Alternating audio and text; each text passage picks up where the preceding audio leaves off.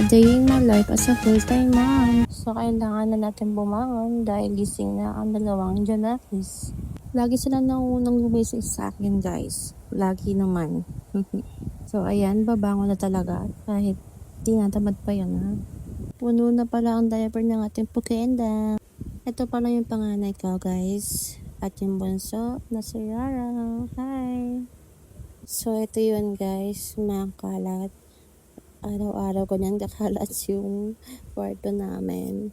At yan. May mini tindahan pala ako dito, guys. Sa loob ng kwarto.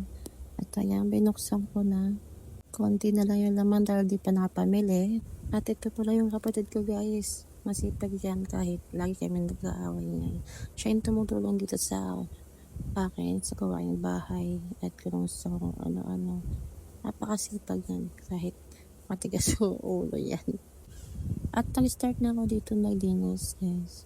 Sobrang daming kalat ko dito. Halos sa akin lahat ng kalat na to. Yung mga binibenta ko, guys.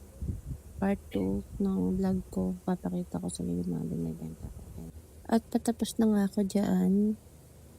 Konting-konting walis-walis na lang. Sobrang kalat kasi. At ito pala yung mga hand-pick items ko, guys, na binibenta ko. Ukay and brand new bags. Yan. Lahat yan handpick. May ukay, may brand new, may vlog. Please support me, guys, sa TikTok, Instagram, and Facebook. Thank you.